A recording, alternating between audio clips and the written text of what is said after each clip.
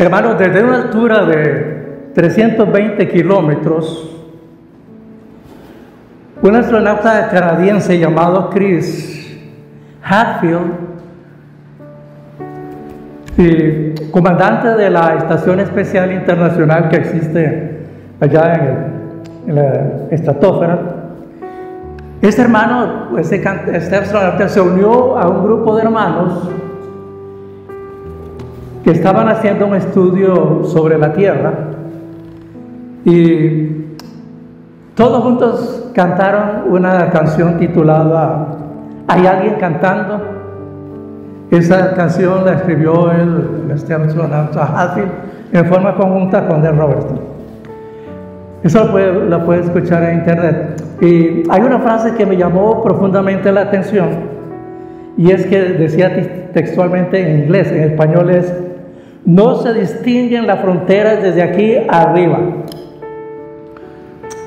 Porque, hermanos, aunque los seres humanos hemos trazado líneas divisorias entre cada uno de nosotros, ya sea por origen, raza, ideología, creencias, filosofías, etcétera, etcétera, nosotros al final sabemos que a Dios no ve todas esas diferencias que nosotros tenemos y que hemos hecho como seres humanos caídos después de la gran rebelión de Génesis 3, de Génesis 6, de Génesis 11, y las desobediencias que hoy en día también vemos. Lo importante para el Señor, hermanos, es que lo amemos.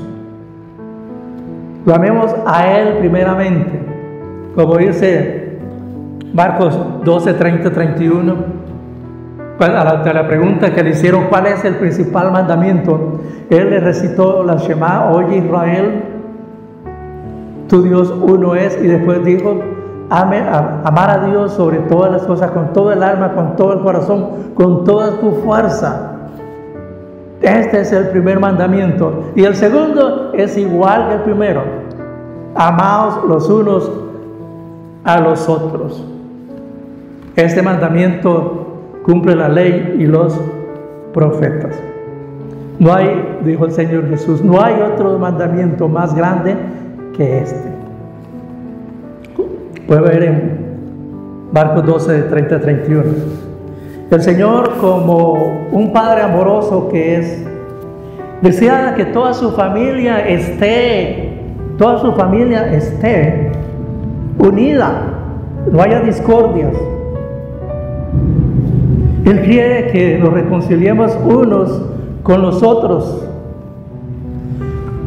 En su oración más apasionada, una noche antes de ser crucificado, el Señor Jesús oró, Juan 17, 21, por esa unidad. Dijo: para que todos sean uno, como tú, oh Padre, en mí y yo en ti, también ellos sean uno en nosotros. Una unidad. Ese canto ilustra la unidad que debe haber, porque hay unión, hay armonía, hay melodía, hay ritmo, hay letra, y también eso puede promover la unidad, hermanos. Proclamar la paz, la bondad, la misericordia, demostrar, resaltar la gloria del Señor. Esas deben ser nuestras alabanzas, hermanos. Por eso hacemos hincapié con los hermanos que seleccionan las alabanzas, para que pongan énfasis en alabar a Dios y no alabarnos a nosotros mismos. Alabar a Dios, sus atributos, su omnipresencia, su omnipotencia, su santidad, su sabiduría, su inteligencia, su amor, su misericordia, su gracia, su justicia, su santidad, tantas cosas por las cuales nosotros debemos cantarle al Señor con agradecimiento. Por eso cantarle alabanzas al Señor nunca pasará de moda, jamás, ¿sí? Y gracias al Señor porque nos ha dado ese don de cantar, un don que los ángeles no tienen. En el cielo no se canta, en el cielo se proclama y se alaba y se adora, pero aquí en la tierra sí cantamos, porque el Señor nos ha dado ese instrumento para que nosotros lo pongamos en acción. ¿A qué viene esto, hermano? Porque hemos venido hablando del reino, y una de las condiciones que existen para el establecimiento de un reino aquí en la tierra es que haya esa unidad. Nosotros no le pedimos al Señor por la unidad, porque la unidad ya nos ha sido dada. Tenemos un solo Dios, un solo Espíritu, una sola fe, un solo bautismo, un solo Señor. Tenemos la unidad. Por eso el apóstol Pablo pide: guardan la unidad. Lo que tenemos que hacer es guardar la unidad que se ha perdido en la iglesia. Hoy estamos hablando del sistema actual de denominaciones, porque hemos visto cómo la iglesia está fragmentada en multitud de denominaciones. ¿Saben ustedes cuántas denominaciones, divisiones, organizaciones cristianas hay en el mundo? ¿Usted tiene una idea cuántas hay? ¿Alguien me puede decir? Hay 47.300, de 47.300 a 50.000 sectas, denominaciones cristianas. Por eso nosotros queremos verdaderamente desde aquí, como la Congregación Centro Evangelístico de Cartago, como parte del pueblo de Dios, buscar esa unidad, guardar esa unidad como nos pide el Señor. Porque ya que el presente sistema de denominaciones se aparta de lo que el Nuevo Testamento señala para una iglesia local, tenemos que rechazarlo como sistema. Y espero que no haya una mala interpretación en esto. Como sistema lo rechazamos porque no cumple con los requisitos de la palabra de Dios en el Nuevo Testamento. No obstante, no juzgamos ni rechazamos a todos los que están dentro de este sistema, porque son hermanos, son pueblo de Dios, son familia de Dios, son nuestros hermanos, son nuestra familia, a pesar de sus faltas. Y Dios ha utilizado las denominaciones y han sido de rica bendición. O sea, no es que estemos rechazando, estamos hablando que eso ha fragmentado a la iglesia del Señor y ha sido sectarizada. Todo aquel que no obedece esto es un sectario. En tanto, hermanos, que las sectas y denominaciones, visiones, instituciones, etcétera, se alejan del camino original y de la atención del Espíritu Santo, que pide guardar la unidad. Sin lugar a dudas, Dios ha bendecido a las congregaciones, a las denominaciones, por muchos varones antes y todavía hoy, que han sido de mucha bendición y han pertenecido a alguna denominación, llámese como se llame. Hemos recibido bendición de hermanos presbiterianos, puritanos, bautistas, ortodoxos, pentecostales. De todos hemos recibido bendición. Si nos apartamos de todas aquellas sectas que son herejes y que no proclaman el evangelio de Jesucristo, sino que se han apartado de un evangelio de prosperidad, de un evangelio de beneficencia, de beneficio, de todas esas cosas que solamente atañen a la persona y no a Dios. Eso es otra cosa. Entonces, a pesar de esto, no quiere decir que nosotros estemos de acuerdo con el sistema que existe, que Dios nos perdone. El sistema no es lo que Dios ha querido para la iglesia. La iglesia era una sola en los tiempos primitivos, hasta el año 320, que comenzó a fraccionarse. Incluso, hermano, la misma iglesia católica, que se ufana de ser la iglesia que Cristo fundó, la única iglesia, y que no tiene división, está dividida, hermano. Usted lo conoce, y yo se lo digo, la iglesia católica tiene un montón de sectas alrededor de lo que ellos llaman el catolicismo. Pues la persona tiene que investigar y saber que sí, está dividido. La Iglesia Católica es una denominación más. Incluso puede llegar a convertirse en una secta porque tiene un gobierno dictatorial, ¿verdad? Que lo que dice el Papa, eso se hace y punto. Entonces, nosotros creemos que nuestras reservas se limita a decir que verdaderamente es un sistema de decadencia. Dios no desea que su iglesia esté dividida como está en este momento.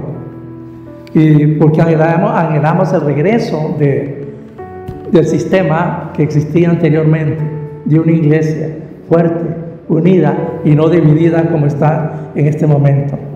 No podemos aceptar el actual desorden que existe, que ya una persona, porque no está de acuerdo con algo en una iglesia, se va a su casa, abre una iglesia en el garaje y entonces comienza a hacer una iglesia allí y se van dividiendo y así sucesivamente. Sí. Entonces todo esto, hermanos, nos envuelve a nosotros, queramos o no. Y tenemos que orar para que la unidad sea guardada en la iglesia. Porque usted lo sabe, hoy la iglesia está severamente fragmentada. El testimonio de Cristo es uno y se ha perdido. Se ha tergiversado muchas veces. Pablo decía, yo predico a Cristo y a este crucificado. No un Cristo nada más de sanidades, de milagros y de cosas que la gente quiere para satisfacer su ego y sus deleites personales, como dice Santiago. Entonces nuestra carga es que Dios recupere su testimonio, que Dios nos perdone por haber dividido y fraccionado a su iglesia como está en este momento, y que nos guarde, que nosotros busquemos la unidad por nuestros propios medios, por recursos naturales, por recursos empresariales muchas veces, que se originan en nuestros principios de nuestra vida natural, muchas veces pecaminosa, y no en la Escritura, en lo que nos dice la palabra y nuestro Señor Jesucristo, porque en los últimos tiempos Él nos habla a través del Hijo. Entonces, eso, si se trata de hacer la unidad en nuestro ego, nuestro sistema de vida natural, causamos más daño que bien. Y uno de esos ejemplos, hermanos, y espero que no caigamos nosotros como congregación, es en el ecumenismo. Porque tristemente algunos que han tenido una visión de unidad y entonces queremos unir a la iglesia, se cayó en el ecumenismo y entonces se reúne a todos aquellos incluso que no son cristianos. Entonces lo hacemos por nuestro propio poder, por nuestra propia naturaleza carnal muchas veces. Entonces tristemente muchos, los que lo han intentado, por sus medios naturales han fracasado y causan más daño que bien a la iglesia del Señor. Nosotros simplemente nos mantenemos en nuestras bases, que somos un pueblo, que tenemos un Señor, un solo Espíritu, una sola fe, un solo bautismo, que somos casa de Dios, que somos templo de Dios, que el Espíritu Santo mora en nosotros.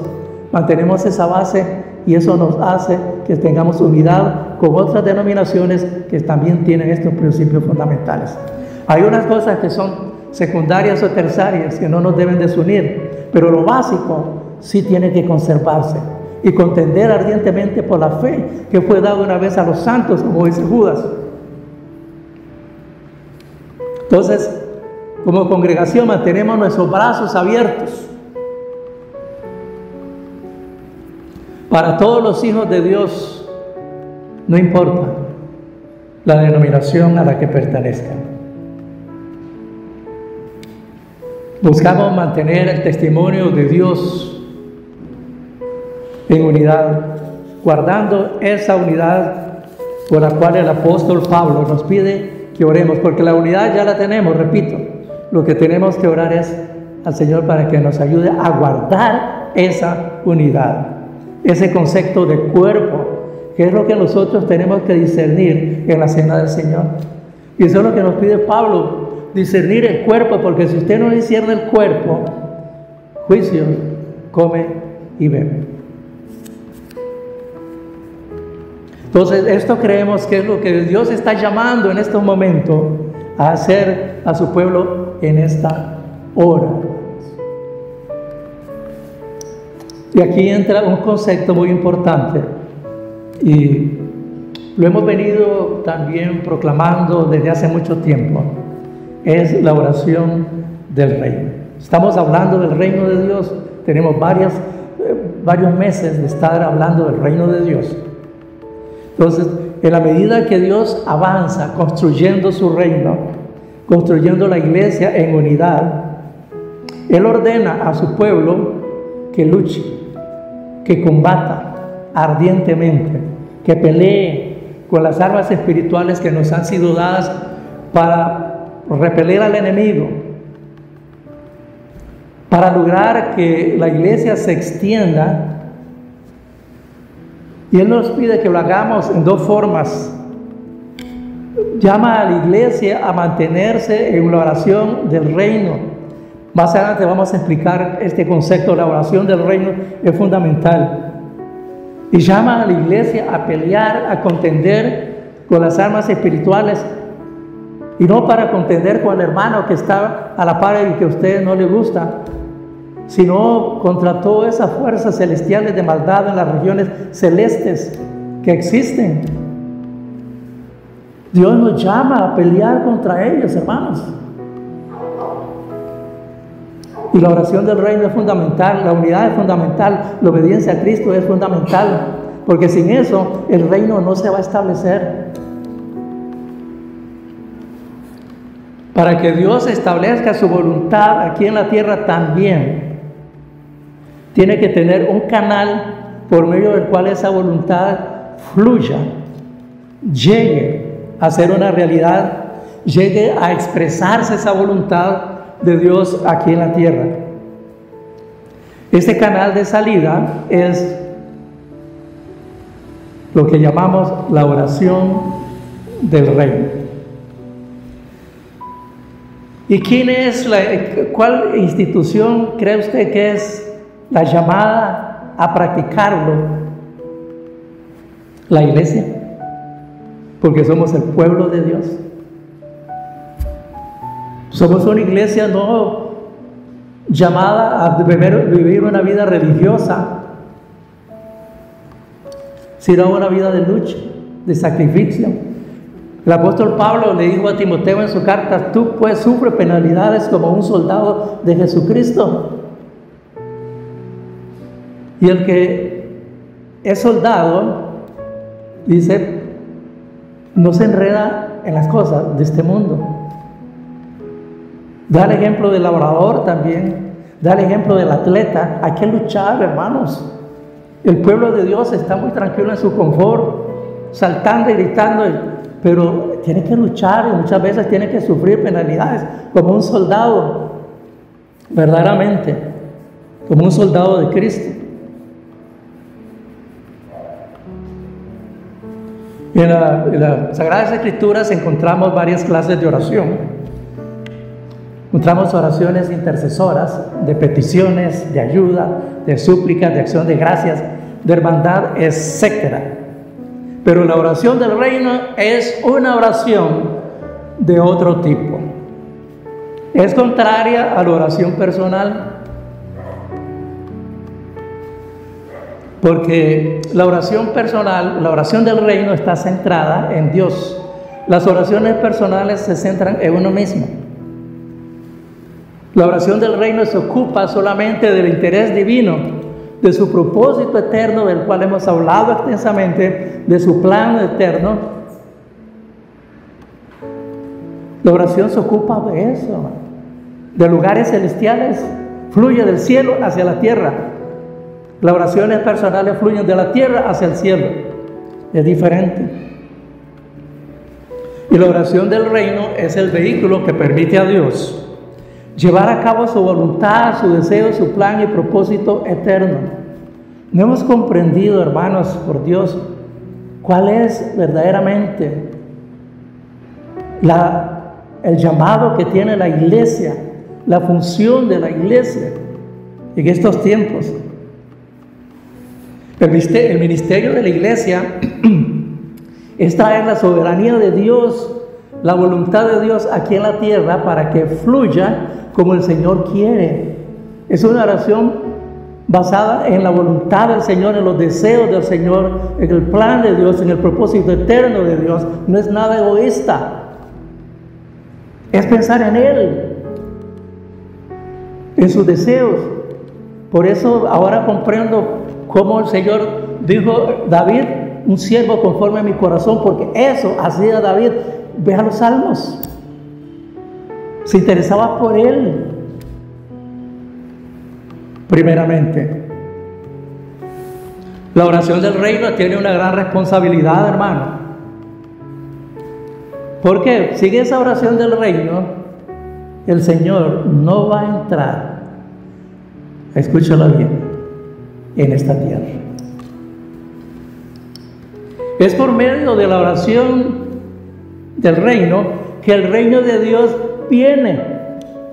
Leamos Mateo 16, 18 al 19. Ese es un ministerio de la iglesia. Traer la soberanía de Dios, la voluntad de Dios, y que ésta reine de manera visible. Mateo 16, 18 y 19. Un pasaje muy conocido. Ante la pregunta del Señor: ¿y ustedes quiénes dicen que soy yo? Hubo muchas respuestas. Respondió Simón Pedro: tú eres el Mesías, el Hijo de Dios viviente. Respondió Jesús y le dijo: bienaventurado eres Simón Bar Jonás, porque no te lo reveló carne ni sangre, sino mi Padre que está en los cielos. Y yo también te digo que tú eres Pedro, y sobre esta roca edificaré mi iglesia, y las puertas del Hades no prevalecerán contra ella. Escucha el versículo 19. Te daré las llaves del reino de los cielos, y todo lo que prohíbas en la tierra habrá sido prohibido en los cielos, y todo lo que permitas en la tierra habrá sido permitido en los cielos. ¿Se fijan, hermanos? Cristo ha dado a la iglesia las llaves del reino, simbolizado por Pedro en ese momento. Es decir, la autoridad, le ha dado la autoridad en el reino de Dios. Como resultado, conforme a la voluntad de Dios, todo lo que la iglesia hace en esta tierra, conforme a la voluntad de Dios, en el cielo se va a atar. Y todo lo que la iglesia permita, conforme a la voluntad de Dios, se va a hacer también en los cielos. Por eso les pedía sobre el contexto de donde hay 2 o 3 reunidos, yo estoy en medio de ellos, porque es un texto que se ha sacado fuera de contexto. Y ahora para cualquier reunión se dice: sí, es que donde hay 2 o 3, aquí vamos 3, Cristo está aquí. Es un concepto mal empleado. Ya se aclaró cuál es ese concepto. Las personas que participaron, muy bien, muchas gracias por ellos, porque se interesan por estudiar, por saber, por conocer, ¿sí?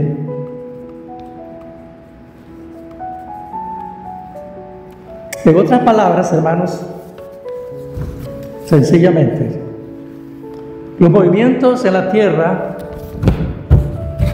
y siempre lo voy a repetir, conforme a la voluntad de Dios, gobiernan también los movimientos en los cielos. Por eso es importante saber cuál es la voluntad de Dios. La acción de la iglesia precede la acción de Dios en los cielos. Por medio de la oración del reino, la iglesia se convierte en un instrumento precioso en las manos de Dios para que su soberanía, su voluntad se haga visible en esta tierra. Dios utiliza a la iglesia como un medio, como un instrumento, como un canal que fluya su voluntad.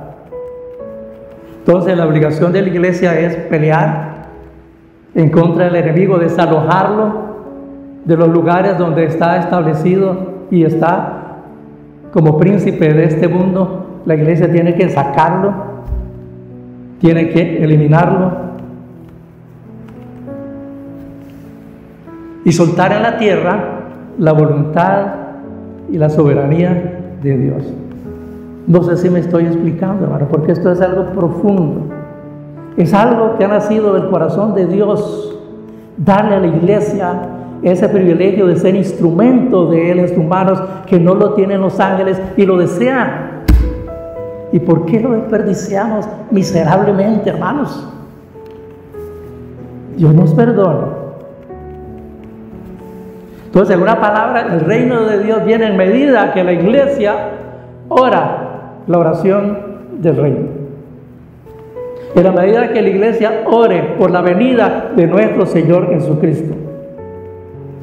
El Señor Jesús nos pide que oremos por ese reino para que se establezca aquí en la tierra. Mateo 6:10.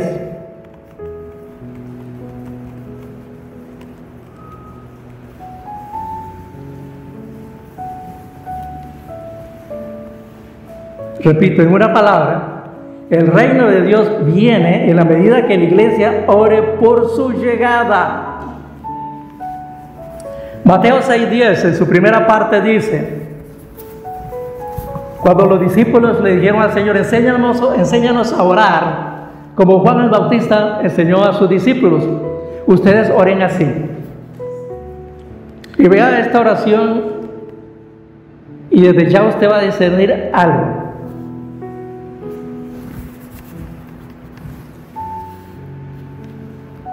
Comienza primeramente con una ubicación del lugar donde está Dios.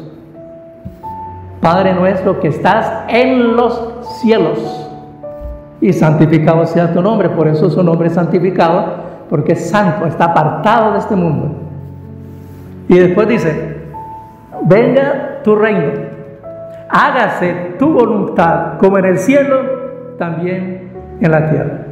Esa es la oración del reino, así de sencillo.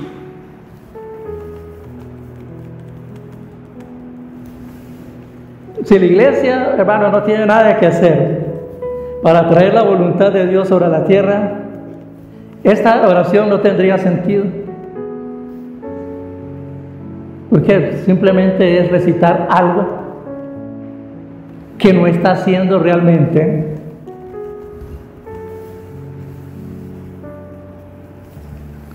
La oración que encontramos en Mateo 6:10 es una oración del reino. Este tipo de oración es un ministerio especial que la iglesia tiene.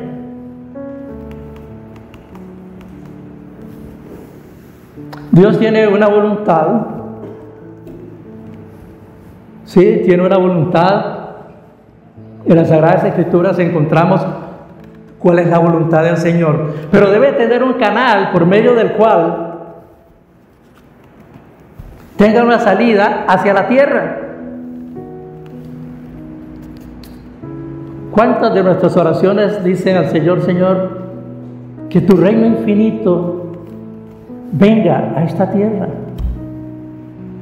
Y que nosotros como iglesia seamos un canal por medio del cual fluya su voluntad, la voluntad que todos sus seres espirituales hacen allá en los cielos. También sus hijos terrenales, su iglesia, la haga aquí en la tierra. No, pero siempre pedimos por los riñones de Juan, por el corazón de Pedro, por los ovarios de María, por los huesos de Nicolás, por el crecimiento del pelo. Por todo eso oramos, pero nunca le decimos: Señor, que tu reino infinito se establezca en esta tierra. Y si nosotros pedimos que su reino infinito se establezca en esta tierra, ¿quién es el que va a venir a reinar? Cristo Jesús. Y su voluntad se haga, y no la nuestra. Pues el Señor le dijo en la oración: Padre, si es posible, pasa de mí este cáliz, mas no se haga mi voluntad sino la tuya. Su voluntad, así es. Cuando hay una persona que está enferma, lo primero que la persona comienza a atar y reprender al enemigo, ¿sí? Y no sabe que a lo mejor está reprendiendo al Señor que puso esa enfermedad con un propósito. Entonces tiene que orar al Señor que su voluntad, la voluntad suya, el propósito por el cual ha permitido que este cuerpo se enferme, pueda ser discernido por el enfermo y por su familia. Esa es una oración de autoridad del reino. Aquí hay un aspecto que no podemos obviar. El Señor le ha dado al hombre libertad, porque nosotros no somos robots o marionetas en las manos del Señor. El Señor nos dio ese, lo que ya muchos llaman libre albedrío. Pero Dios no va a hacer muchas cosas sin las oraciones y la fe de su pueblo, porque no va a violentar nuestro principio de libertad que nos ha dado. No va a forzar su voluntad en cada uno de nosotros. Tenemos que pedirla, tenemos que clamar por ella, hermanos. Él elige trabajar por medio de la voluntad del hombre apegada a la de él. Ya las oraciones de David son un ejemplo. Vamos a ver unos 2 salmos. Él elige trabajar por medio de la voluntad del hombre sobre la tierra.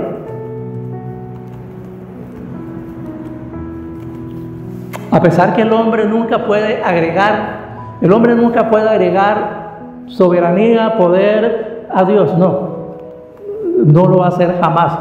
Pero sin embargo, su falta de oración puede limitar la acción de Dios aquí en la tierra. Consideremos 2 pasajes que nos van a ilustrar. Marcos capítulo 6, versículos de 4 al 5 y Salmos 78, 40 y 41. Repito, a pesar de que el hombre nunca pueda agregar nada a la omnipotencia y soberanía divinas, el hombre puede limitar y obstruir que la expresión de la voluntad divina tome su debida forma. Marcos 6, 4 al 5. Supongo que ya lo ha leído también, ¿no? Marcos 6, 4 al 5. Dice la palabra del Señor. Jesús les decía, estaba en su tierra: no hay profeta sin honra sino en su tierra y entre sus parientes y en su casa. Versículo 5. Y no podía hacer allí ningún milagro excepto que sanó unos pocos enfermos imponiéndole las manos. Veo ese obstáculo. El Señor no es que no podía, porque Él tiene el poder y la soberanía de hacerlo, pero no lo hacía porque haya un impedimento, un obstáculo que le impedía hacerlo. Y era la incredulidad y la desobediencia del ser humano. ¿Escuchó, hermanos? Veamos la otra parte. Salmo 78, 40, 41.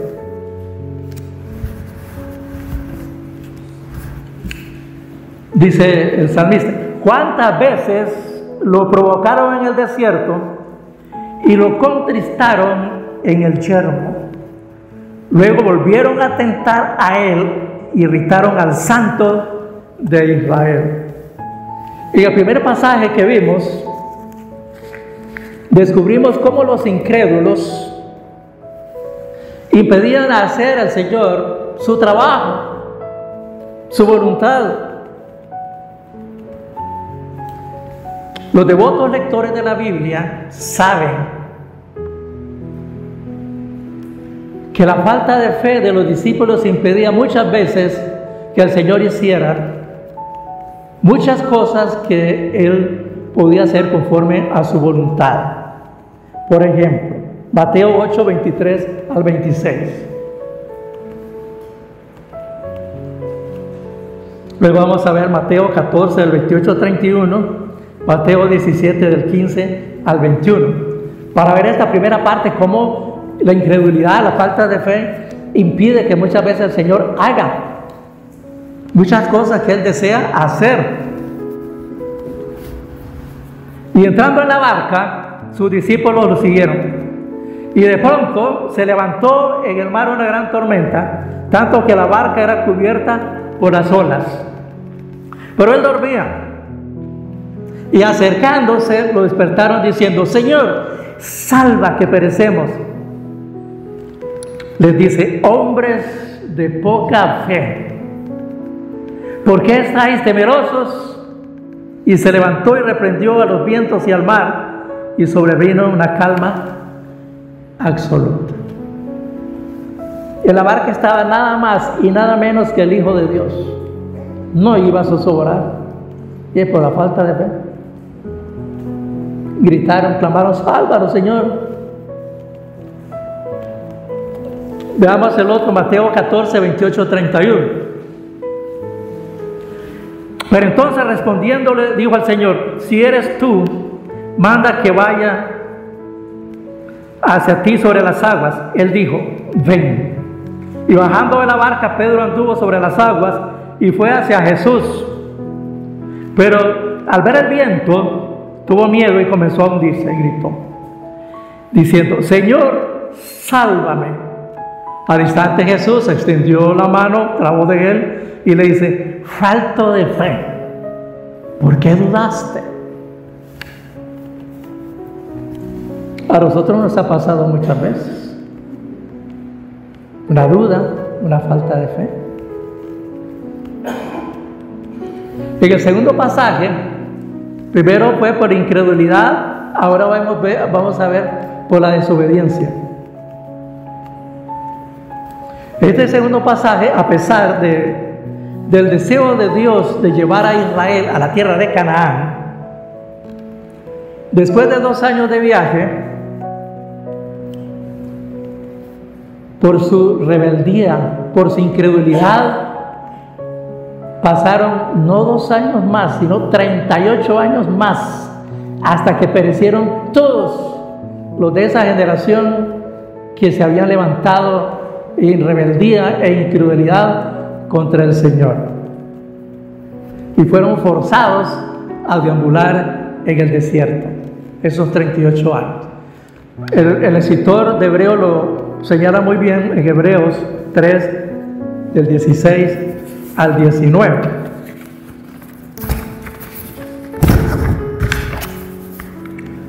En la otra porción que no vimos, de Mateo 17, del 15 al 21, así en resumen, se trata de un hijo que estaba lunático y los discípulos no pudieron echar al demonio, y al final el Señor lo hizo. Y entonces los discípulos se acercaron a Jesús aparte y dijeron: ¿por qué no pudimos echarlo nosotros? Y les dice: por vuestra poca fe.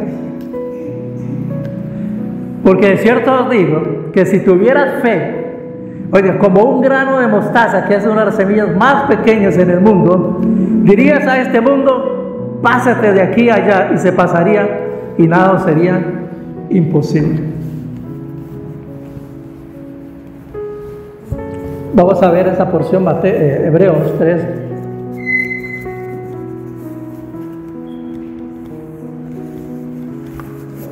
...16, 19.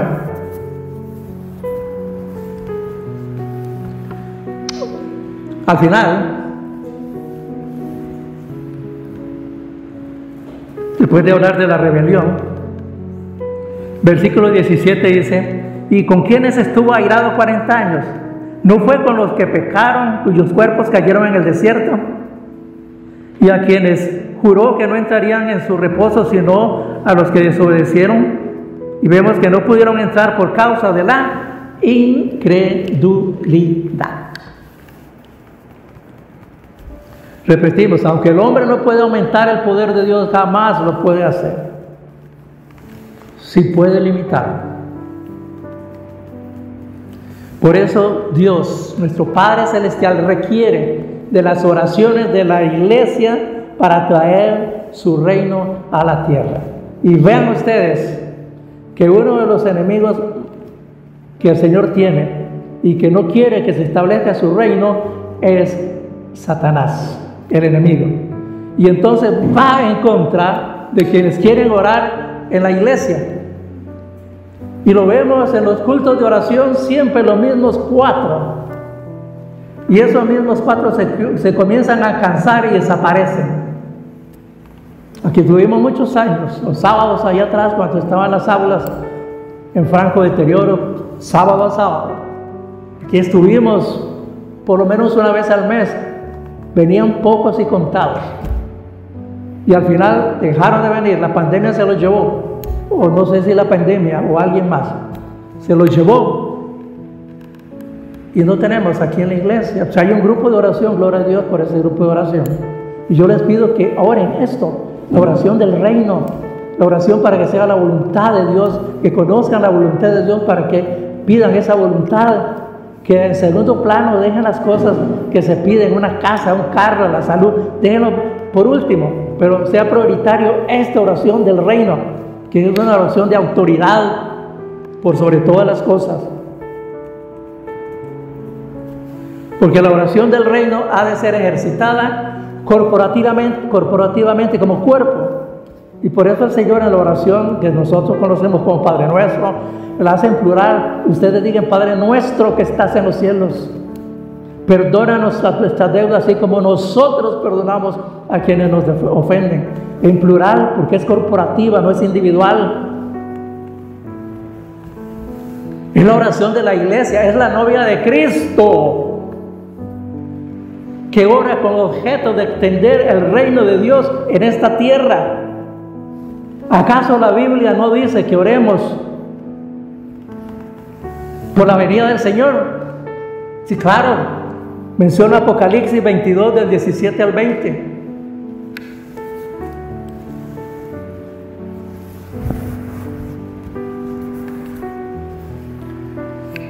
Y oiga, y comienza y dice: y el Espíritu y la esposa dicen: ven.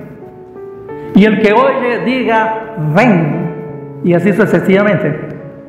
Y el versículo 20 al final dice: el que da testimonio de estas cosas dice: sí, vengo pronto.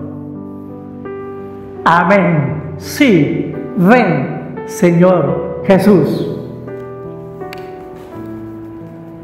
¿Se fijan?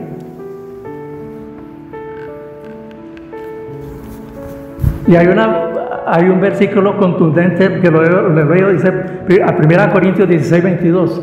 Si alguno no ama al Señor, sea anatema. Por eso Pablo dice al final: y me será dada la corona de vida, no solamente a mí, sino a todos aquellos que aman su venida.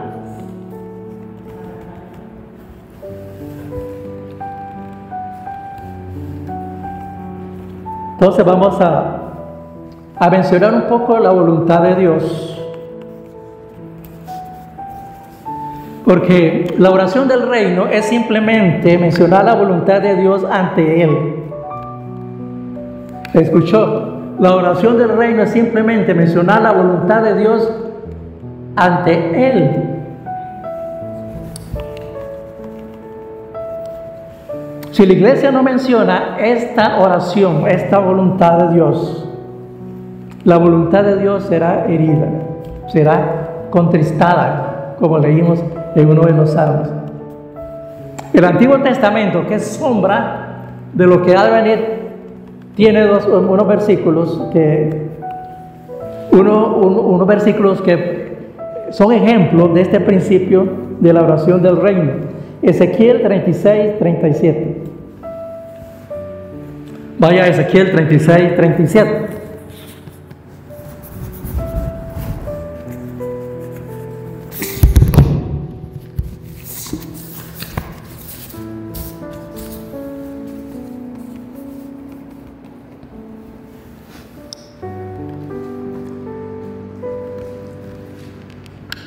Lo leo para ustedes.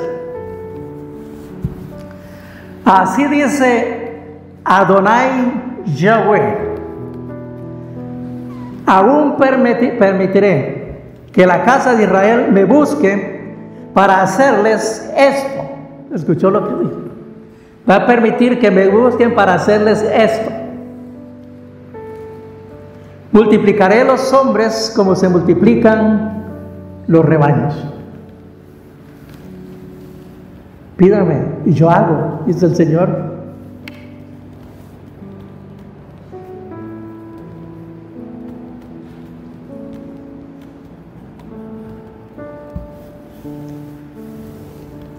Ese mismo principio lo encontramos en Isaías 62, 6 y 7.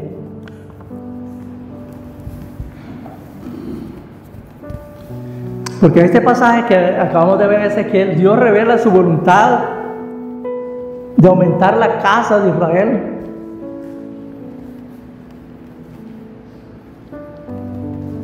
Nosotros oramos y hemos orado: Señor, añada a su iglesia las almas que han de ser salvas. Que Él añada, porque nosotros sembramos, otros regaron, pero Él es el que da el crecimiento. Señor, dé ese crecimiento, su voluntad se haga de extender la casa suya, que es la iglesia. Aplicando este versículo, Isaías 62, 6 y 7. Oh Jerusalén, sobre tus muros he emplazado centinelas, nunca se descuidarán ni de día ni de noche. Oiga lo que dice: los que invocáis a Yahweh, no deis descanso, no le deis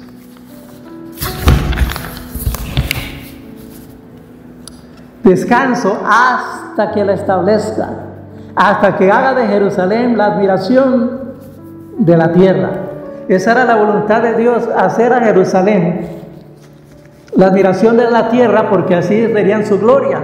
Pero le pide al pueblo que ore por eso, por esa voluntad, y Él lo haría.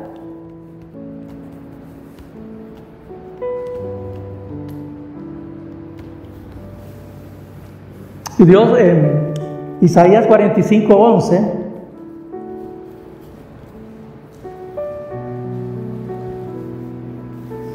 encontramos este mismo principio. Isaías 45, 11. Así dice Yahweh, el Santo de Israel, su formador: ¿me pediréis cuenta de mis hijos? ¿Me daréis órdenes de la obra de mis manos? Está pidiendo el Señor: hagan esto. Escuchen lo que el Señor pide: hagan esto. En este pasaje parece, muchos van a decir: ah, no, pues lo que está diciendo usted es una herejía. Pero vea el contexto y el texto y la exégesis de estos pasajes, y se va a dar cuenta que Dios exhorta a Israel a pedirle, a ordenarle cosas que se refieren a su voluntad, a su plan y propósito eterno, no cosas que nada tienen que ver con el reino. Porque primeramente buscad el reino de Dios y su justicia, las demás cosas añadidas. Pero nuestras oraciones no son así, es al revés. Ponemos la carreta delante de los bueyes y comenzamos a pedir cosas, y si acaso al final, en el nombre de Jesús, como que si fuera algo mágico eso. No es así, hermano.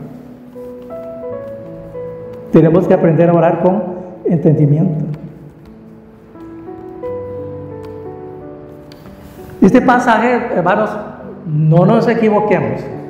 El Señor no nos está haciendo, no nos está convirtiendo en personas arrogantes, exigiéndoles a Dios, pasarle la mano a Dios. Por eso en Isaías 58 Él dice: ¿cuál es el ayuno que a Él le complace? Porque había ayuno que hacía el pueblo de Israel para torcerle el brazo al Señor, para que el Señor hiciera la voluntad de ellos y no su voluntad. Si usted va a ayunar, es para que la voluntad de Dios se haga en esta tierra. Si usted va a ayunar, es para que el reino de Dios se establezca en esta tierra. Si usted va a ayunar, es para que se cumpla la voluntad de Dios, que Él quiere que todos los hombres se salven y procedan al arrepentimiento.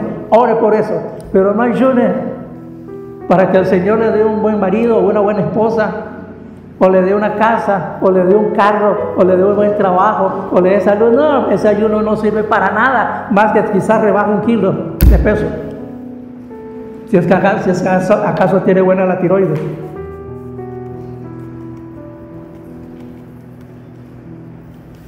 Pues la oración del reino no es una oración para pedir cosas, sino una oración de comandamiento. Es una oración con autoridad, como ejercicio de autoridad que tenemos todos los reyes que hemos sido establecidos por Dios. Apocalipsis 1:6 y 5:10. Hermanos, ustedes y yo también, y cualquier creyente sufana, es que somos hijos del rey, somos reyes. ¿Pero para qué? ¿Para qué ande rogando nada más? ¿No? Vean lo que Apocalipsis 1:6.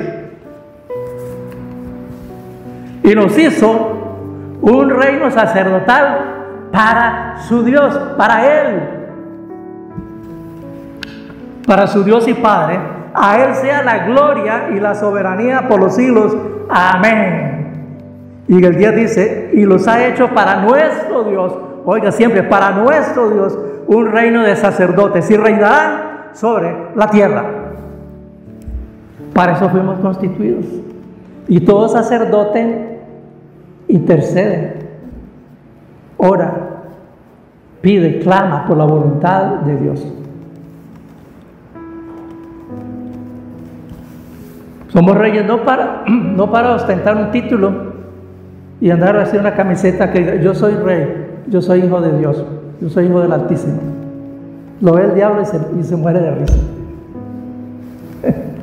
Se muere de risa. No, mira, ¿qué es eso? Efesios 2.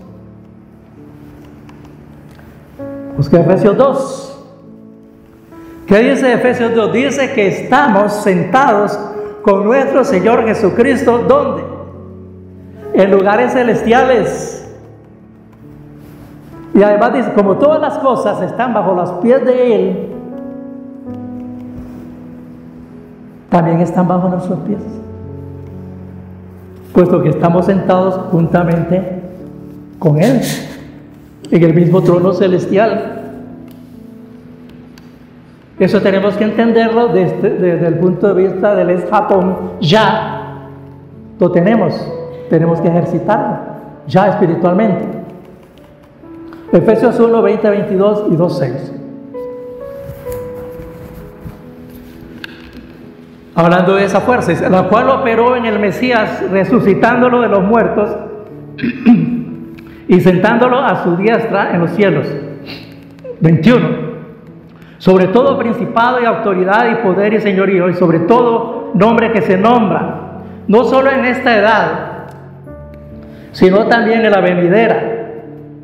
22. Y sometió todas las cosas debajo de sus pies, y lo dio por cabeza sobre todas las cosas a la iglesia. Versículo 23. La cual es su cuerpo, la plenitud de aquel que todo lo llena en todo. ¿Vio lo que somos?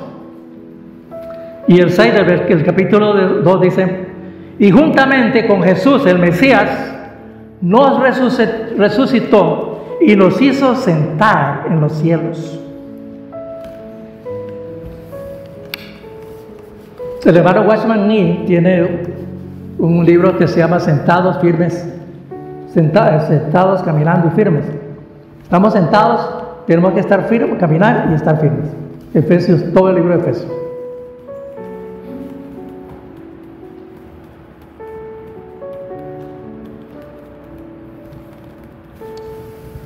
Por tanto, hermanos, Al contrario de la forma de orar, si suplicamos cosas, es una oración de aquí hacia arriba. Pero la oración del reino es de los cielos hacia abajo, de lugares celestiales hacia abajo, de lugares del trono hacia abajo. Y oramos por todo aquello que Dios ya tiene decidido. Por eso tenemos que conocer dos cosas: el propósito eterno de Dios, su plan para conseguirlo, y la voluntad de Dios, y establecer el reino. Estamos orando por todo aquello que Dios ya tiene decidido. De esa forma podemos orar por fe. Por eso debemos de conocer la Escritura. Si usted no conoce la Escritura, no va a orar por fe, sino por vista.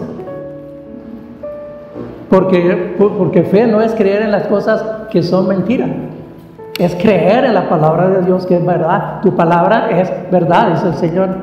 Así podemos orar en fe. Un ejemplo, Marcos 11:23. Un ejemplo de esta autoritaria forma de orar lo encontramos en este pasaje.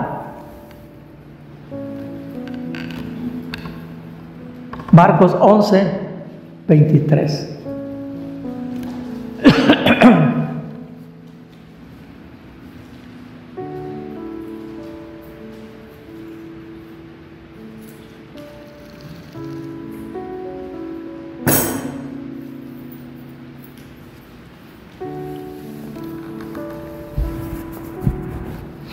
Dice el Señor Jesús: de cierto os digo, cualquiera que diga a este monte, quítate de ahí y échate al mar, y no dude en su corazón, sino que crea que lo que había sucede, lo obtendrá. No, que crea que lo que habla sucede, lo obtendrá. Esto es una figura literaria en la Biblia que se llama una hipérbole. Porque usted no va a ir al vocario y a decirle, por fe yo te digo que te quites de aquí y te eches allá abajo. No lo va a hacer. Eso no está conforme a la voluntad de Dios. Esta es una metáfora, es una hipérbole, una metáfora, una alegoría, lo que usted quiere. Es una figura literaria que muchas veces encontramos en la Biblia. Pero tiene el principio de que es la fe la que mueve todo lo que Dios quiere hacer en esta tierra, porque es la certeza de lo que se espera y la convicción de lo que no vemos.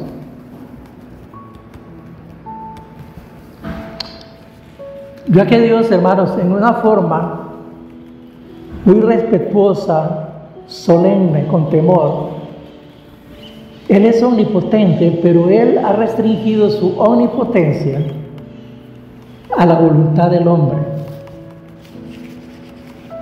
Es responsabilidad de la iglesia mencionar la voluntad de Dios ante su trono. De esta manera el reino de Dios va a avanzar. En la medida que la iglesia cumple este ministerio, el reino de Dios va a avanzar y se va a acelerar la venida del Señor. Pero ve la señal, solo un terremoto en Alaska, ya el Señor viene. Que hubo una guerra en Ucrania, ya el Señor viene.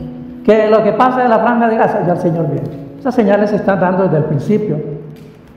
Pero lo que dice 2 de Pedro 3, 11, 12.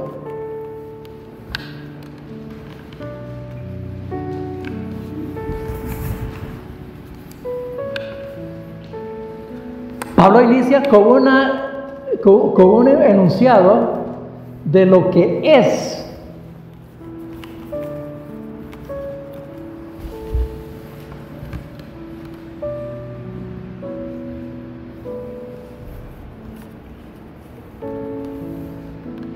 Si la iglesia cumple con la oración del reino, acelera la venida. Dice, puesto dentro del contexto de este versículo, puesto que todas estas cosas han de ser disueltas, ¿qué clase de personas es necesario que seáis en santa y piadosa manera de vivir? Porque una de las voluntades del Señor es que nos santifiquemos, es la santidad. Tenemos que orar por eso. Oiga lo que dice el versículo 12. Aguardando y apresurando el advenimiento del día de Dios, a causa del cual los cielos, siendo encendidos, se disolverán, y los elementos, siendo quemados, se fundirán. ¿Bien? Aguardando y acelerando la venida del gran día del Señor. Y su ministerio de la iglesia, hermanos de Dios.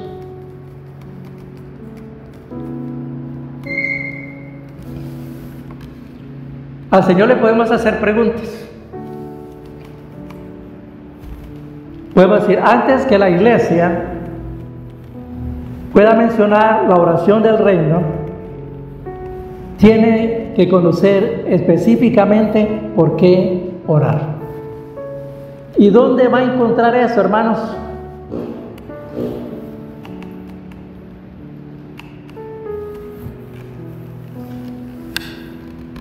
En sentido general, la iglesia tiene que orar por la venida del reino. Venga a nosotros tu reino. Sin embargo, algo más específico, tiene que preguntarle al Señor los puntos importantes que tienen que ser afirmados delante de su trono, su voluntad, y donde su voluntad puede ser más flexible, más eficaz para su gozo, para su plan y propósito eterno. Nunca debemos quitarnos de la mente el propósito de Dios y su plan eterno al momento de hacer oraciones, al momento de preguntarle al Señor específicamente, ¿por qué voy a orar hoy, Señor? Que el Espíritu Santo me ilumine y discierna qué es lo que hay que orar. Pablo oró a los filipenses, por los filipenses, y les pidió que el amor abunde aún más en sabiduría y en conocimiento, para discernir y escoger lo mejor, llenos de frutos de justicia por medio de nuestro Señor Jesucristo, para alabanza de su gloria. ¿Dónde escucha usted estas oraciones? En la iglesia, hermanos. ¿Por qué no investigamos en la Biblia lo que el Señor quiere? ¿Por qué debo orar? El Señor nos dice, ahí está una forma de orar. Señor, aumentanos nuestra fe. Y el Señor nos va a responder, la fe viene por el oír y el oír por la palabra. Él nos da la respuesta, hermanos. Olvídese de todo. Es que tuve un sueño y Dios me reveló. Es que el Señor me habló, se me acercó una persona y me dijo, el Señor me habló y me dijo que usted tiene que hacer esto. Olvídese de eso, hermanos. No ponga oídos a esas cosas fraudulentas, inciertas y muchas veces diabólicas.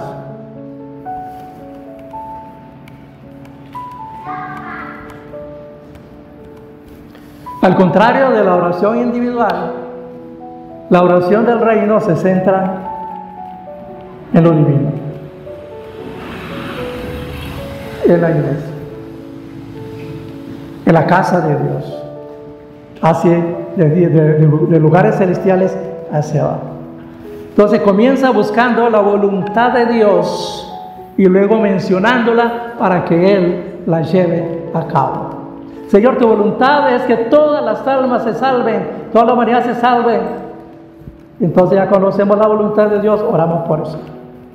La oración del reino toca el trono de Dios en lo que más quiere Él. Recuerda, hermanos, la oración toca el trono de Dios en lo que más quiere Él. El hermano Watchman Nee, yo tengo por él una admiración. Ese hermano que es chino, que pasó muchos años en la cárcel en la China y nunca renegó de su fe. El hermano Watchman Nee pone un ejemplo de oración del reino en una ilustración de los trenes y los rieles. Dice el hermano Watchman Nee: puede tener usted la locomotora más poderosa con la tecnología moderna, pero no va a funcionar si no tiene los rieles.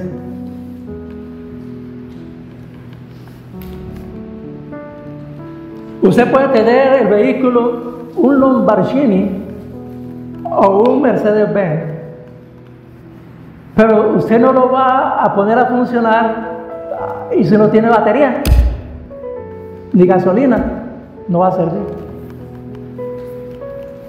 De igual manera, el Dios Todopoderoso va a actuar sobre unos rieles, hablando metafóricamente, que son las oraciones de su pueblo, las oraciones del reino. Es el canal, son los rieles por lo que va a fluir su poder, su voluntad, su soberanía, lo que Él quiere, lo que Él ama, lo que Él desea.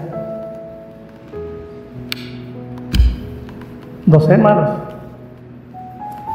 La oración del reino es la construcción de esos rieles que el Señor quiere para que Él se mueva sobre la tierra. Porque Dios nos llama a ser colaboradores, indicando lo que Él necesita, lo que Él requiere para cumplir su propósito eterno, su plan eterno, sus propósitos, su soberanía, su voluntad. 1 Corintios 3:9 y Marcos 16:20.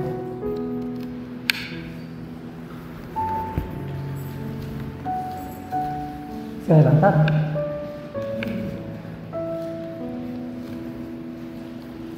Primera Corintios 3:9 dice: porque somos colaboradores de Dios y vosotros sois labranza de Dios, edificio de Dios. Somos colaboradores ¿en qué forma? En oración, en obediencia, en sujeción, en servicio verdaderamente conforme a su propósito. Marcos 16:20. Y ellos saliendo, predicaron en todas partes. Y escuche, ayudándoles el Señor. Y confirmando la palabra con las señales que la seguían. Amén. El Señor va a ayudar. Va a colaborar a todo aquel que colabora con Él en su plan y propósito eterno. Él va a colaborar, les va a ayudar.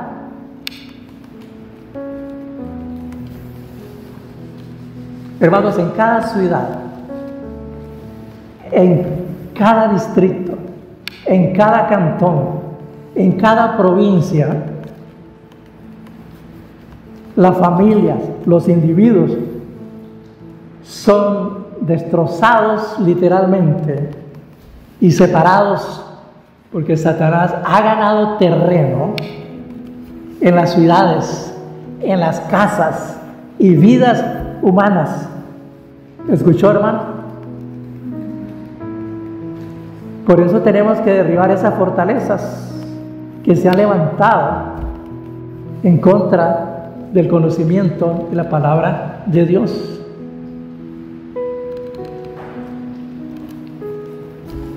Nuestras oraciones, ustedes saben, desde que estábamos orando aquí, nunca dejamos de orar por el distrito de San Nicolás, por Taras, La Lima, Ochomogo, Loyola, Quiricot, Pedregal, San Rafael, Los Diques, por el Cantón Central, por cada distrito, por cada provincia de nuestro país, por nuestros gobernantes, por la iglesia. ¿Por qué? Para que la voluntad de Dios se cumpla, por el que quiere que lo hagamos, para desalojar a Satanás de estos lugares que Él ha tomado. Es dentro de estos ámbitos, estos lugares que Dios llama a la iglesia a la oración del reino. Él llama a la iglesia para apresar y sacar al enemigo de estos lugares para que su reino se establezca. Si la iglesia no lo hace, el Señor no lo va a hacer.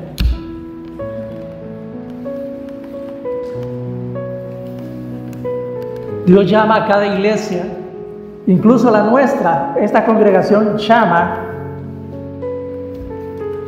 a portar la responsabilidad de su ciudad. ¿Escuchó, hermano? Dios llama a cada iglesia a portar la responsabilidad de su ciudad. Si no lo hace, todo lo que usted ora no pasa del techo. Porque, hermano, la oración del reino es un trabajo duro. Pues es orar a Dios por su interés y no el nuestro. ¿Escuchó? Esa la oración del reino es un trabajo duro, porque me desprendo egoístamente de lo mío para orar por lo de Él. Es hacer la batalla contra los poderes y principados demanda nuestra carne. Hermanos, es un buen ejemplo en la Biblia de los salmos. Es una oración dura, hermanos. Tenemos que sacrificar. Vean lo que dijo el rey David, Salmo 132, 3, 4 y 5. Búsquenlo.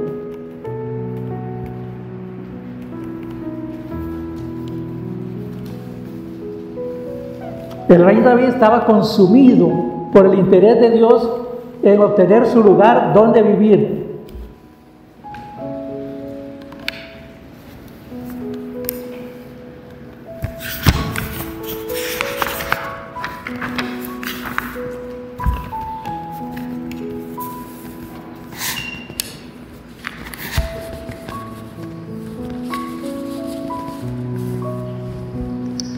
Escucha esta oración del rey David.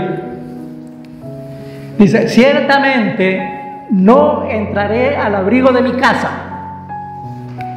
ni subiré al lecho de mi reposo. Ciertamente no concederé sueño a mis ojos, ni a mis párpados adormecimiento, hasta que haya lugar para Yahweh, tabernáculo para el fuerte de Jacob. ¿Escuchó esa oración, hermanos? Por eso el Señor dice: David, un siervo conforme a mi corazón, porque Él sabe lo que yo quiero. Él sabe cuál es mi voluntad. Sacrificó sueños. Y muchas veces nosotros tenemos que sacrificar sueños, ¿no? Usted no puede pasar el tiempo durmiendo o en otras actividades. Tenemos que desenchufar el televisor. Tenemos que ver menos deportes, Netflix, Disney, Amazon. ¿Qué más hay?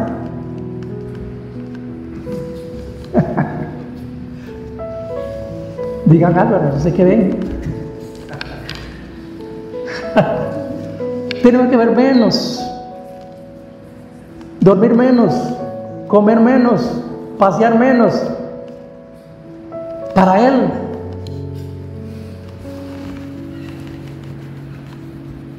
Porque David estaba consumido por el interés que el Señor tenía en esa era antigua por tener una casa, un tabernáculo, y después la construcción del templo. Y él estaba dispuesto a perder el sueño y el abrigo de su casa, la comodidad de su lecho, porque la oración de David era con el objeto de buscar una habitación para Dios, la habitación que él quería en ese tiempo. Salmos, números 14, 21 y Salmos 72, 19. A pesar que el Señor ya había prometido llenar la tierra con su gloria, David tuvo que orar para que esta promesa se llevara a cabo, hermanos. Números 14:21 dice: no obstante, tan cierto como yo vivo y la gloria de Yahweh llene toda la tierra. Ahora David sabía que este era un deseo del Señor, era voluntad y es voluntad del Señor llenar la tierra con su gloria. Él dice: bendito para siempre sea su nombre glorioso, y que toda la tierra sea llena de su gloria. Amén, amén. David oró para que esa promesa se llevara a cabo. En la Biblia hay muchas promesas. Hay que orar. Hermanos, escuche esto, y el interés de Dios no ha cambiado hoy. Es el mismo de ayer, de hoy y de siempre. Él aún está deseando llenar la tierra con su gloria. Él está deseando llenar la tierra con su habitación espiritual. ¿Y cuál es esa habitación que Él desea para llenar la tierra? Dígame, ¿cuál es?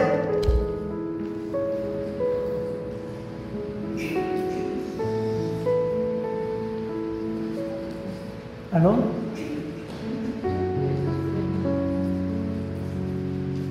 ¿Cuál es esa habitación que Él desea que llene toda la tierra para que su gloria sea visible? ¡La iglesia!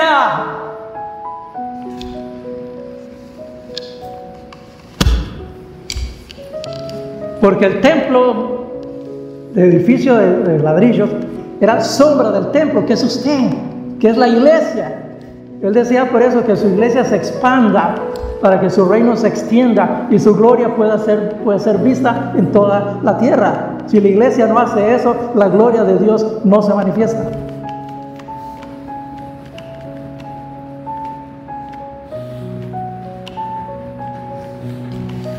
Y en la medida que la iglesia madura, la plena expresión de la gloria de Dios se va a manifestar. Olvídense, hermanos, y cambiemos. Yo he hablado con ministros de alabanza, pero hay canciones que se deben cantar en la iglesia. Por ejemplo, algo está cayendo sobre mí, y todas esas cosas. Mis manos levantaré y entonces su gloria se va a tocaré. Se va a tocar la gloria de Dios. ¿Quién dice que la gloria de Dios se puede tocar? Se puede ver manifestar. Usted no la puede tocar. Entonces, ¿para qué canta eso, hermanos? ¿Para qué cantamos eso? Por eso hay que eliminar muchas alabanzas que no dicen nada, que más bien son ruido.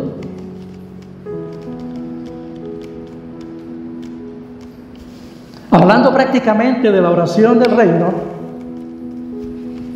se ve acá en primer lugar que el Señor nos agobie con su deseo para ser hecho específicamente en nuestra ciudad. Tenemos que orar fuertemente. Pídale sabiduría al Señor. Dios no va a restringir cuando usted pide sabiduría, no para andar averiguando cosas, sino para su propósito, su plan eterno. Santiago 1:5 dice: si alguno de vosotros carece de sabiduría, pídala al que la da, a Dios que da a todos generosamente y sin reproche, y le será dada.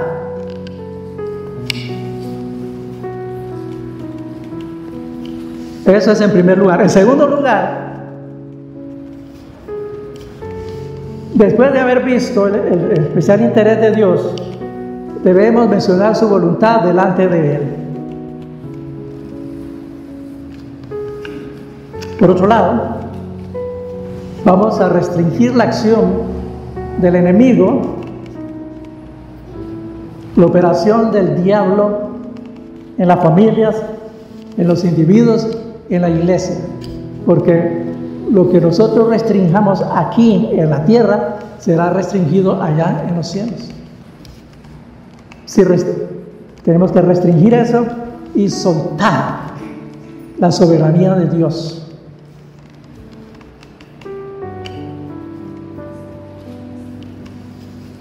Por ese modo, la voluntad de Dios tiene acceso a esta tierra. Hermanos, seamos honestos. La mayor parte de nuestras oraciones se centran en obtener lo que nosotros queremos. ¿Sí o no? En lugar de buscar lo que Dios quiere. ¿Verdad que es diferente? Que Dios nos ayude, hermanos. Que Dios nos perdone. Para que el corazón de Dios esté satisfecho, tenemos que orar. Y uno de los canales es la oración del reino. Para lo cual tenemos que preguntarle al Señor específicamente en qué puntos, qué desea.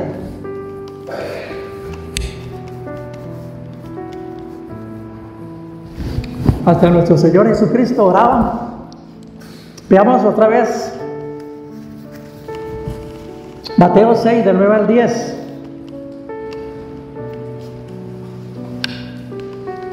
La oración de nuestro Señor Jesucristo no era para pedir cosas. Señor, te pido una casa para Marcos, te pido una casa para Pablo, porque duerme a la intemperie, una casa para él.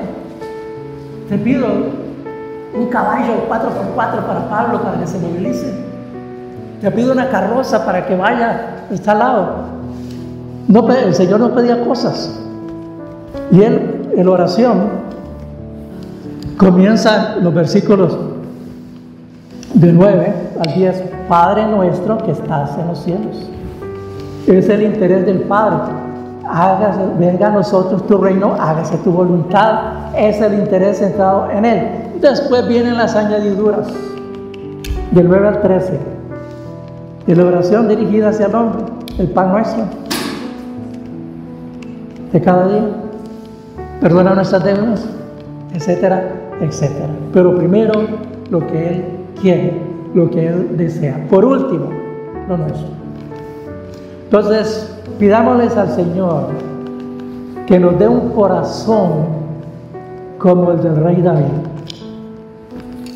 Un corazón conforme al de Él. ¿Para qué? Para pagar el alto precio que su propósito eterno sea cumplido en medio de la oración del rey.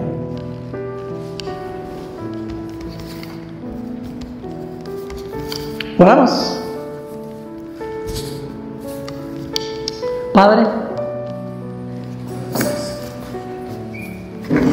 en esta mañana reconocemos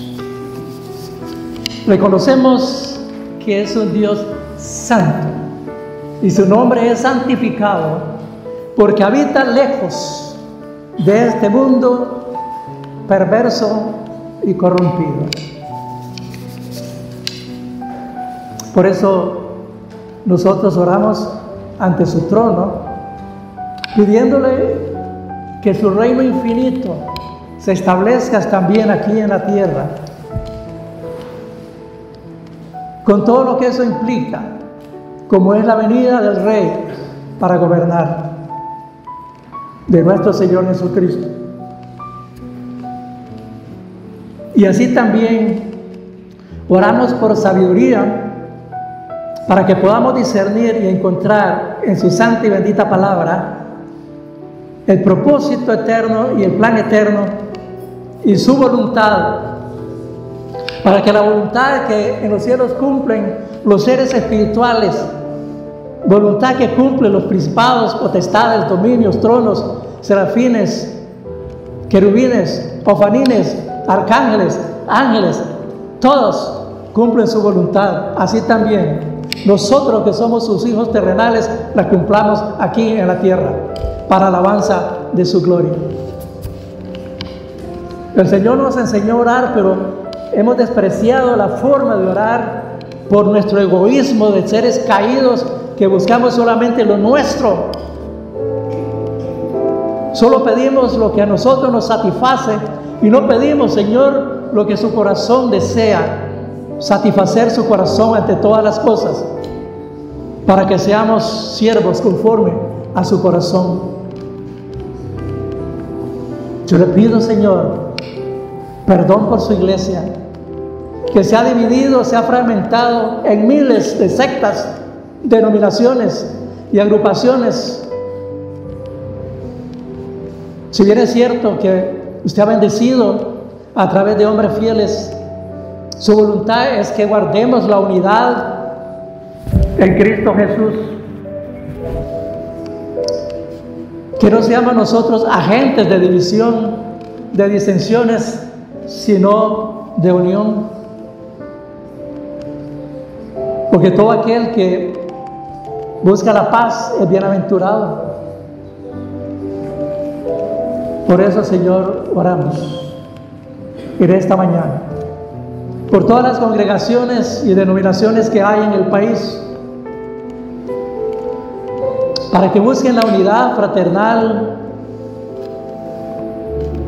para que verdaderamente se establezca una oración fuerte del reino de los cielos, que involucra sacrificio, porque tendremos que sacrificar sueño, diversiones, comidas, entretenimiento, para conocer su voluntad y pedirle delante de su trono, presentarle y pedirle que se cumpla, así como se cumple en los cielos. Oramos por discernimiento, Señor. Como pedía el apóstol, oramos, Señor, para que el amor abunde aún más en sabiduría, en conocimiento y discernimiento para escoger lo mejor. Llenos de frutos de justicia por medio de nuestro Señor Jesucristo para alabanza de su gloria. Despojarnos del viejo hombre con todas sus pasiones y deseos egoístas y vergonzosos, y revestirnos de Cristo, de ese nuevo vestido. Oramos, Señor, para que su voluntad se cumpla, porque usted desea que nadie perezca, que todos procedan al arrepentimiento. Y para eso nosotros aquí en esta congregación oramos por obreros, porque la mies es mucha, los obreros son pocos. Oramos por su voluntad, Señor, de que el enemigo sea desarraigado de cada casa, de cada familia, de cada grupo, de cada provincia, de cada cantón, de cada distrito, para que entonces se suelte su voluntad sobre esos lugares que el enemigo vaya dejando y el reino se extienda. Es un ministerio que tenemos que hacer. Pero lamentablemente, Señor, le pedimos perdón, porque solamente pedimos por lo nuestro. Somos egoístas al momento de oración. Debemos pedirle al Señor que nos enseñe nuevamente a través de su palabra cómo debemos de orar. Padre, le damos gracias por esta palabra que verdaderamente nos confronta directamente, porque muchos hemos llegado a ser simplemente religiosos de domingo a domingo, y realmente no cumplimos con su voluntad, Padre. Perdónenos, Señor. Ayúdenos, guárdenos de caer en la tentación, Señor, de hacer divisiones, de sembrar discordias en medio de su pueblo, porque es una de las 7 cosas que usted más aborrece. Y en el nombre de Jesús presentamos estas peticiones. Amén y amén. Pueden sentarse, hermanos.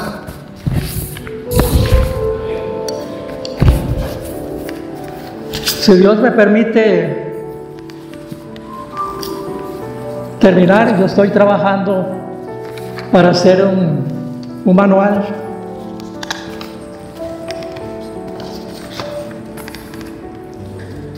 para leer más eficazmente la palabra del Señor.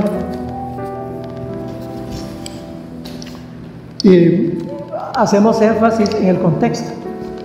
Porque muchas veces por no buscar el contexto anterior, posterior y de toda la Biblia, sacamos versículos. Uno de ellos es ese que le mandé y que algunos hicieron la tarea.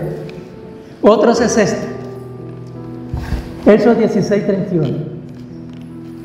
Cree en el Señor Jesucristo y serás salvo tú y tu casa. Entonces andamos reclamando la promesa de que como yo soy salvo, toda mi casa va a ser salva. Eso no es cierto. Es salvo aquel que se arrepienta y se convierta y nace de nuevo. Y eso no es familiar. Eso es individual. ¿Qué tengo que hacer? Enseñarles el Evangelio. Y todo aquel que cree y se bautiza será salvo. Pero el que no cree será condenado. Tenemos que cambiar también la forma de presentar el Evangelio. A ver ustedes. Cristo lo haga conmigo esta oración. Señor, yo me arrepiento de toda la oración de fe. Ya recibió a Cristo. Eso no es así. Lo más importante es que Él haya recibido a esa persona. Y solamente recibe aquel que se ha arrepentido verdaderamente. Entonces, todas esas formas que nosotros hemos aprendido, tenemos que irlas desechando. Y verdaderamente leer bien la palabra. Y eso requiere tiempo, sacrificio y mucha oración. Pero queremos que todo se nos pase por ósmosis. Usted sabe qué es ósmosis, ¿verdad? Nos acostamos con la Biblia debajo de la almohada y le pedimos, Señor, que toda la palabra se me pase. Eso no funciona así, ¿no? Eso se llama por ósmosis. Es un procedimiento químico. No. Esfuérzate y sé valiente. Medita de día y de noche en esta palabra. ¿Cómo va a meditar en su palabra si solamente 10 minutos? Y gloria a Dios por esos devocionales. Leo un devocional y ya. No, hermano, es mucho más. Eso es como comerse un bistec sin masticarlo. ¿Tú sabes comerse un bistec sin masticarlo? Así que vamos a orar hoy. Hoy nos toca orar